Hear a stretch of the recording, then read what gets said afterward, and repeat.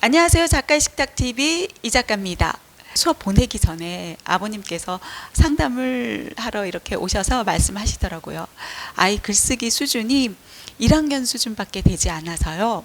그때 저는 아버님께 이렇게 말씀드렸죠. 요즘 아이들 수준이 다 그렇습니다. 흔한 케이스라고 생각했거든요. 사고력 글쓰기 문제겠지. 생각을 제대로 풀어내지 못하는구나. 그렇게 가볍게 봤죠. 그런데 실제로 아이가 쓴 글을 보는데 이건 글쓰기만의 문제가 아니었습니다.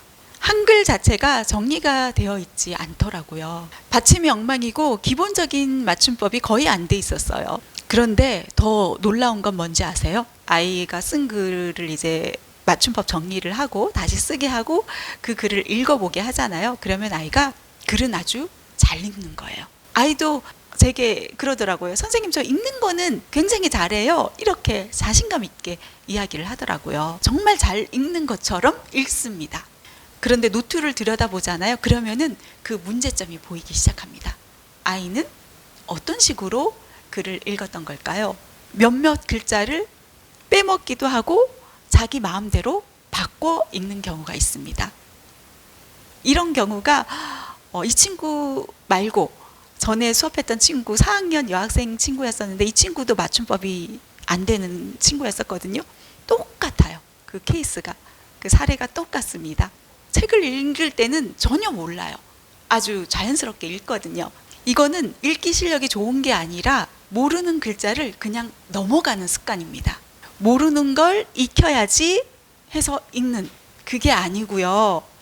모르는 걸 익혀야 되는데 모르는 글자를 티 안 나게 넘어가는 그런 습관을 먼저 배운 것이죠. 한글에 대한 자신감을 어쩌면은 읽는 것으로 좀 채워나가는, 그런데 그것도 이제 바르게 읽기가 아니라 그냥 넘어가는 읽기로 나아가고 있다는 겁니다. 자, 한글을 잘 읽지 못하는 친구들 있잖아요. 한글 학습이 부족한 친구들, 한글이 미숙한 친구들. 그러면 이 친구들 어떤 식으로 해결을 해줘야 할까요? 학교에 물어보면은 이런 말씀을 많이 하시더라고요. 책을 많이 읽히면 됩니다. 사실 제가 그 경험자입니다. 저도 이제 아이들을 가르치는 입장이기는 한데 제 자식은 또 제 맘대로 되지 않더라고요. 저도 이제 학교 선생님에게 애가 지금 한글을 다 떼지 못했다, 걱정이 많다 했더니 선생님께서 말씀하시더라고요. 책만 많이 읽으면 됩니다. 그런데요, 책을 많이 읽어도 한글이 안 느는 친구들이 있습니다. 왜냐하면 앞서서 제가 얘기했죠. 사례 말씀드렸죠. 읽는 동안 모르는 글자는 자꾸 넘어가는 그 습관. 모르는 글자에 집중하지 않는 경우들이 많다는 거예요. 그러면은 맞춤법 책 읽는다고 해결되지 않습니다. 모르는 글자에 더 집중해서 써 나가야 하는데 그렇지가 않잖아요.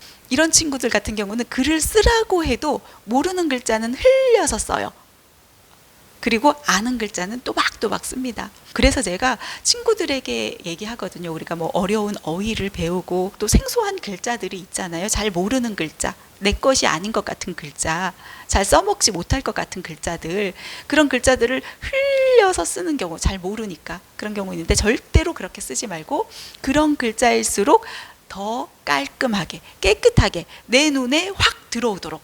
왜냐하면 자기가 자꾸 그 글자를 바라보면서 대화를 나눠야 되거든요.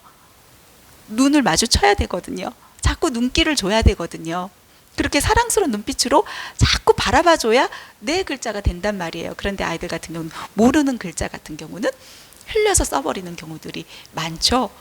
책 읽기도 똑같은 거예요. 모르는 글자는 그냥 흘려서 넘어가고 대충 내용만 파악하면 된다.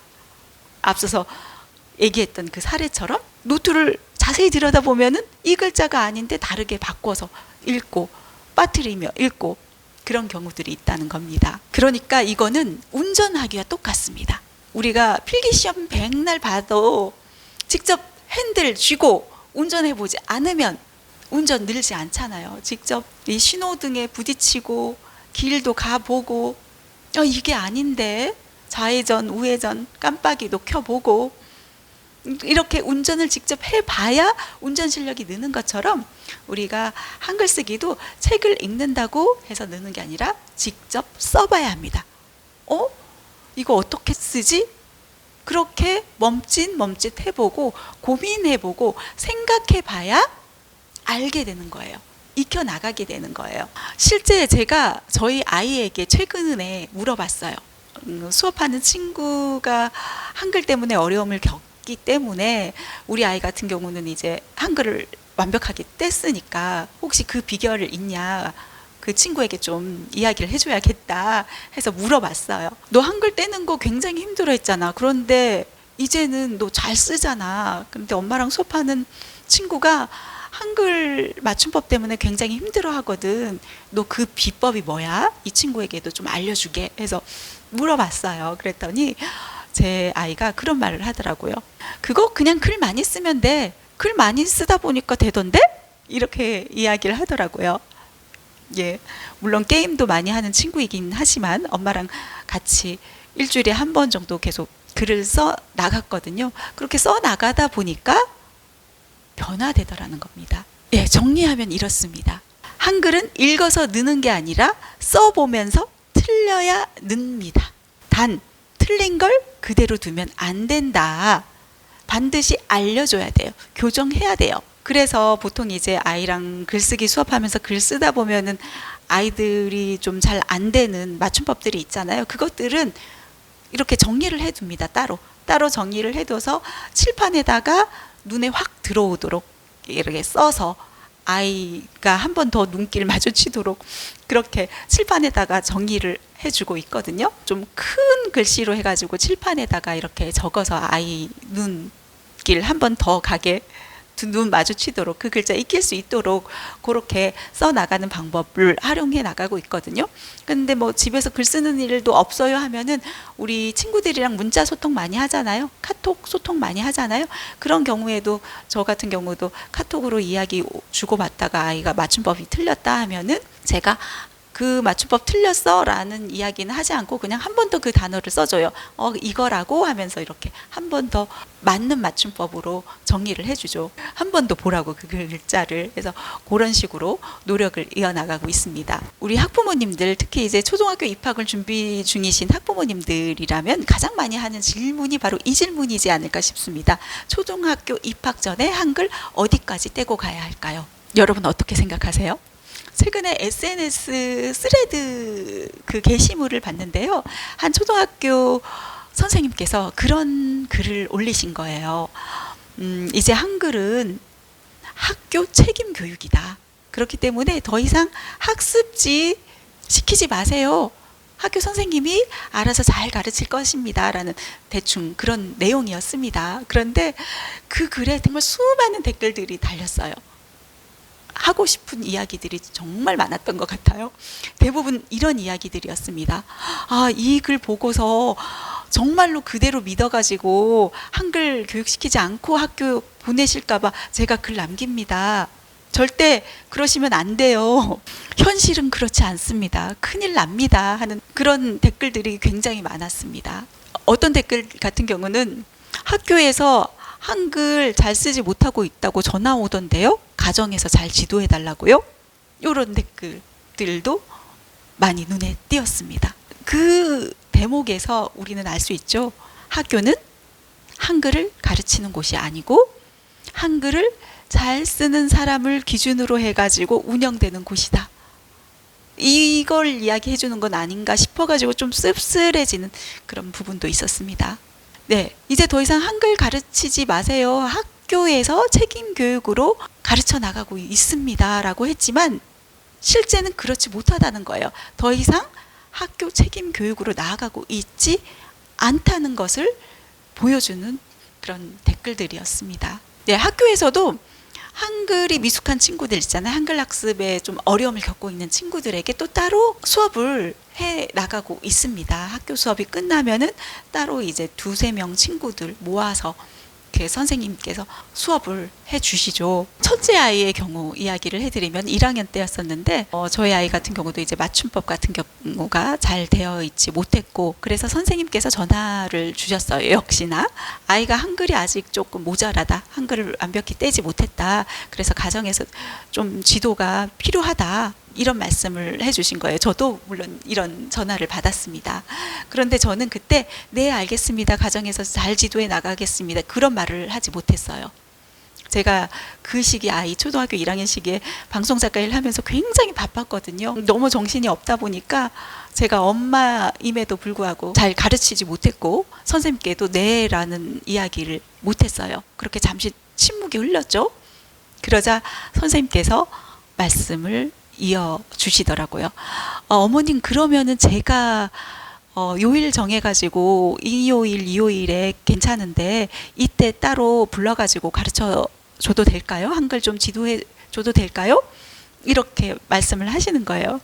그 얘기를 들으니까 너무 기뻐가지고 그래 주시면 정말 감사하겠습니다 해가지고 아이는 이제 그 지정된 요일에 선생님으로부터 이제 한글 수업을 받기 시작했죠. 저의 아이를 비롯해가지고 좀 한글 학습이 좀 부족한 친구들 따로 모아가지고 가르쳐 주셨는데, 실제로 많은 시간을 들인 것도 아니에요. 정성 들여가지고 정말 신경 써서 정말 어느 정도 기간에만 가르쳤더니 아이의 실력은 몰라보게 쑥쑥 늘어나서 한글도 완벽히 떼고, 그러니까 이제 자신감도 상승하고 하니까 학교 수업도 잘해 나가고 성적도 좋은 성적 받고 그렇게 바뀌더라고요. 한글이 미숙한 친구들 같은 경우는 이제 따로 그렇게 지도를 해주고 계신데, 이게 또 소수 몇 명 안 되니까 개인 맞춤 수업으로 해 나가다 보면, 아이들 써 나가다 보면 어느 부분이 잘 되지 않는지 지도를 해 나갈 수 있거든요. 그래서 빨리빨리 이것들을 해 나갈 수 있기 때문에 그렇게 오래 걸리지 않습니다. 금방 한글 자리 잡을 수 있었거든요. 그런데 그런 경우가 있는가 하면은 그렇지 못한 경우도 있더라고요. 수업 받는 친구 같은 경우도 한글이 잘 되지 못하니까 따로 이제 학교에서 특정 요일 잡아가지고 한글 수업을 해 나가고 있는데, 마지막이래요, 내일이. 근데 수업은 다 끝났고 마지막 수업에 파티를 한대요. 과자 파티, 치킨 파티를 하기 때문에 내일은 수업에 늦게 온다는 거예요. 그런데 아이가 글을 써 나가는 그 것들을 보면은 노트를 바라보잖아요. 아직도 한참 먼 거예요. 한글 맞춤법이 아직 잘 정리가 되지 못했어요. 그런 수준이란 말이에요. 도대체 뭘 한 것이지? 과자 파티, 치킨 파티가 중요한 게 아닌데, 물론 이 파티가 나쁘다는 얘기는 아니지만 아직 아이는 제대로 써나가지 못하거든요. 안 되겠다 싶더라고요. 제 수업 같은 경우는 한글 수업이 아니에요.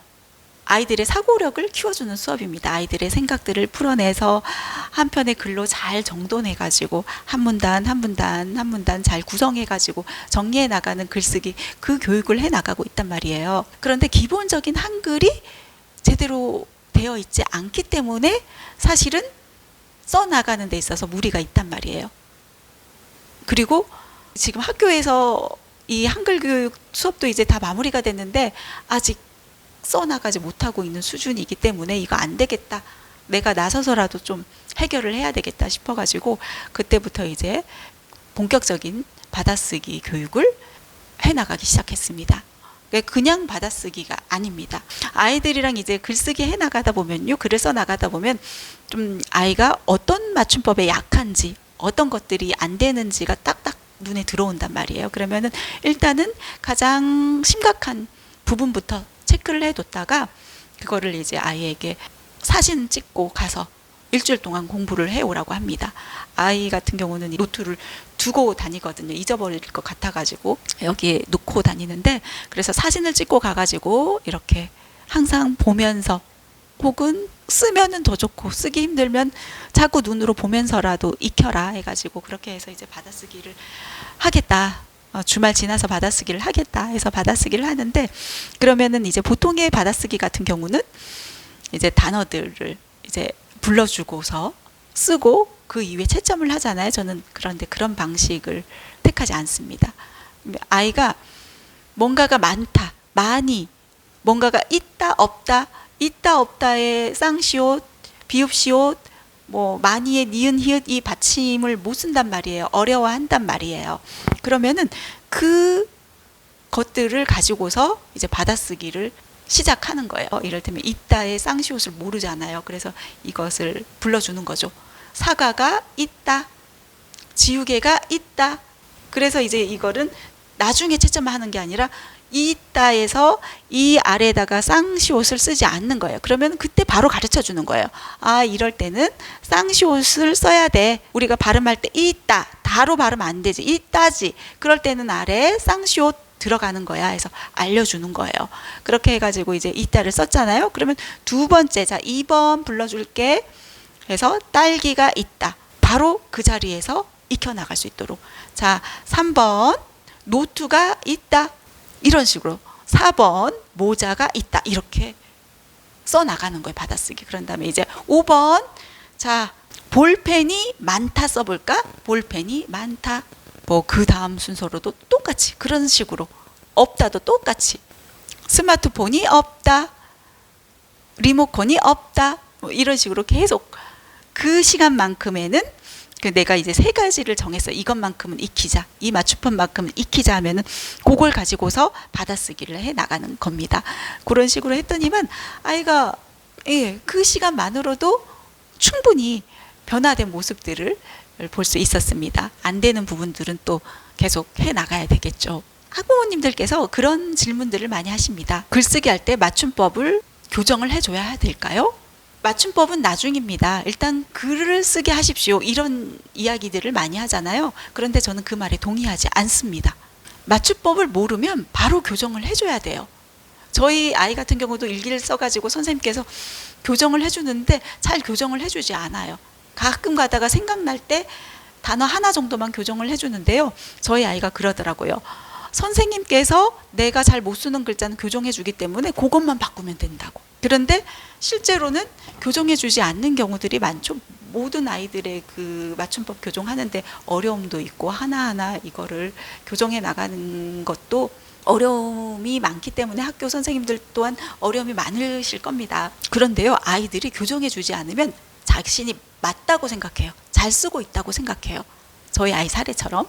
그래서 알려줘야 돼요. 실제 수업 보는 친구들 같은 경우도 이 맞춤법이 잘 안 되는 친구들이 많습니다. 그게 맞다고 생각해가지고 그게 습관으로 계속 이어졌잖아요. 그래서 바꾸기가 쉽지가 않아요. 가르쳐줘도 또 다음 시간에 글 써도 똑같이 그렇게 써요.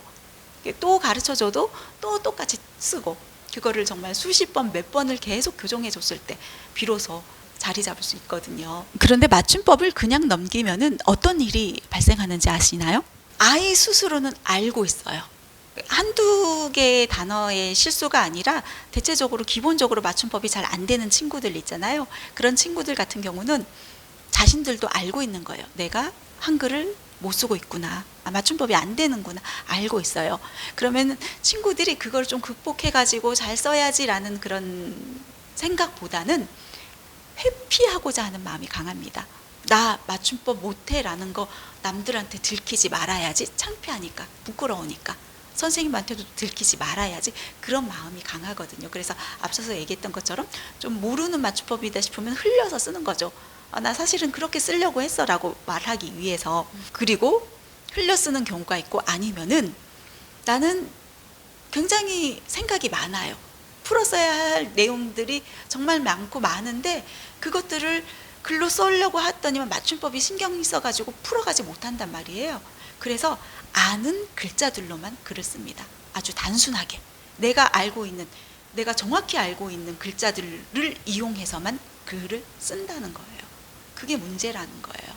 대체적으로 맞춤법 모르는 친구들 보면은 그 친구들이 뭐 특별히 문제가 있는 게 아니에요. 한글 교육이 잘 되지 못한 그런 현실들, 그런 현실적인 부분들이 있습니다. 학교에서도 그 진도에 맞춰서 지도를 해야 되고, 모두들 또 부모님들이 선행을 시켜서 오지 않습니까? 한글을 떼고 오다 보니까 또 그 진도에 맞춰서 수업이 이루어지고, 뭐 코로나 경우도 있었고, 여러저러 상황 때문에 한글을 터득하지 못했는데, 이것을 또 자신은 왜 모를까에 대한 부끄러움 때문에 그것 때문에 이제 감추려는 경향 때문에 오히려 글쓰기가 맞춤법 신경 쓰지 말고 그냥 그냥 쓰지 않아요. 자기가 알고 있는 맞춤법을 이용해서 그 짧은 단어를 통해서만 글을 쓰니까 아이의 그 사고력 또한 놓치게 되는 경우. 실제로는 사고력이 굉장히 풍부한 그 생각들을 잘 끄집어내는 친구인데 글로만 쓰라고 하면 아주 짤막하게. 그런데 말로써 질문을 하잖아요. 그러면 말로써 설명을 엄청나게 많이 해요. 근데 그거를 정리하지 못하는 거예요. 글이 절대 안 풀린다. 그러니까 기본이 먼저라는 거예요. 맞춤법이 먼저다. 생각이 없는 게 아니라 이 친구들은 표현을 못하는 거예요. 말로써는 표현하는데 글로 표현을 못한다. 단순히 이런 문제만 있을까요? 또 그렇지가 않더라고요. 실제 수업 중에 그런 이야기를 들었습니다. 한글을 못 써서 친구들에게 놀림을 받는다는 그런 이야기 말이에요. 그렇다고 해서 이 친구가 말을 못하거나 내성적이거나 그런 친구도 아니거든요. 말도 잘하고 사교성도 높고 선생님한테도 이 얘기 저 얘기 잘하는 친구고 기죽지 않고 그런 친구라고 생각했는데 한글 쓰기 때문에 놀림을 당하는 경우들이 있었고요. 그리고 앞서서 제가 그 SNS 사례 이야기했잖아요. 스레드에서 이제 한글은 책임 교육입니다. 더 이상 학습지 시키지 마세요. 그 게시글에도 그런 글들이 있습니다. 그거 아니에요, 선생님.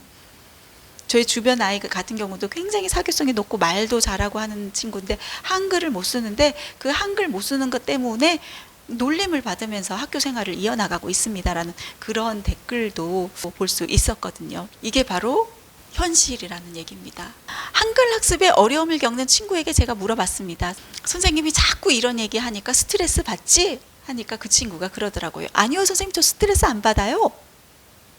저는 그 말이 더 무섭게 들렸습니다. 왜일까요?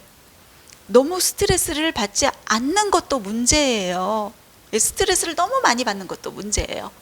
그렇게 아이를 무너뜨리게 하는 스트레스를 주는 것도 문제지만 너무 스트레스가 없는 것 또한 문제라는 겁니다. 적당한 자극과 긴장감이 있을 때 아이는 변화되고 움직이게 되어 있거든요. 실제 많은 아이들이 한글이 늦어질 때 이런 이야기를 듣습니다. 괜찮아. 저절로 떼게 되어 있어. 언젠가는 떼게 되어 있어. 지금 안 해도 돼. 스트레스 받으면 안 돼. 이런 이야기들 있잖아요. 저희 아이 또한 이런 이야기들을 굉장히 많이 들었어요. 그러면 아이들은 어떻게 받아들일까요? 아, 지금 안 해도 되는구나. 아, 한글 못 써도 괜찮구나.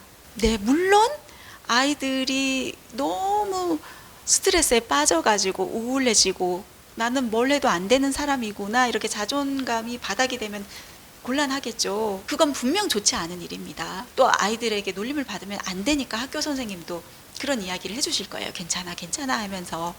하지만 아무 자극도, 아무 긴장감도, 아무 책임도 없는 상태에서 한글 절대 떼지 못합니다. 저희 아이 또한 그렇게 이제 이야기를 들으면서 전혀 문제의식이 없다 보니까 제가 저희 언니한테 이제 또 부탁을 했습니다. 저희 언니 같은 경우는 이제 중학교 교사이다 보니까 아이에게 잘 설명해줘라. 선생님이 괜찮다고 얘기한다고 하더라. 그래서 실제 선생님, 중학교 선생님인 이 이모 찬스를 쓴 거예요. 아이에게 좀 잘 설명해줘라 했는데 이모는 그 이야기를 듣고 깜짝 놀라면서 저를 나무라더라고요. 아니 국문과 나온 아이들 가르친다는 이 엄마가 자기 아이는 뭐냐 하면서 깜짝 놀라면서 아이에게 아주 담담하게 이렇게 이야기를 전해줬습니다. 이거 아주 큰일이야. 지금 너 이거 한글 못 떼면은 너 아주 큰일 나. 나중에 더 힘들어지거든. 지금 너는 괜찮은 게 아니라 아주 심각한 상황이야 라고 이야기를 해줬어요. 아이도 조용히 그 말을 새겨 듣기 시작하더라고요. 내 아이 그 말 들었다고 무너지지 않았습니다. 무너지는 말이 절대 아니라는 거예요. 그때 처음으로 아이가 한글을 떼지 못한 그게 자기의 문제라는 거를 이제 인식하기 시작한 거예요. 아, 떼야 되는구나. 열심히 해야 되는구나. 그래서 저는 이 말을 좀 조심해야 되지 않을까 싶어요. 괜찮아. 언젠가 될 거야. 그래서 저도 선생님들에게 항상 상담할 때 부탁하거든요. 아예 아직 한글 못 뗐는데 괜찮아, 언젠가 될까, 이런 말 하지 말라고. 심각하다고, 너 떼야 된다고 그렇게 좀 강하게 얘기해 주세요라고 부탁하거든요. 괜찮아, 언젠가 될 거야. 이 말이 위로의 말이 될 수는 있겠죠. 하지만 때로는 아이를 멈춰 세우게 하는 아주 위험한 말이 될 수도 있습니다. 자, 잊지 마십시오. 스트레스를 안 주는 교육은 아이를 살리는 교육이 아니라는 거. 항상 적당한 스트레스와 긴장감은 있어야 한다. 자, 우리 아이들 이제 겨울방학 다가오고 있잖아요. 우리 아이들의 어떤 글쓰기도 그렇고요. 학습에 있어서도 좀 기본이 되는 거는 좀 잘 해 나가고 있는지, 모자란 부분들은 없는지 좀 체크하고 그런 부분들을 좀 쌓아나가는 시간으로 만들어 보면 어떨까 하는 그런 생각을 해봅니다. 네, 오늘 영상 여기서 마무리하겠습니다. 감사합니다.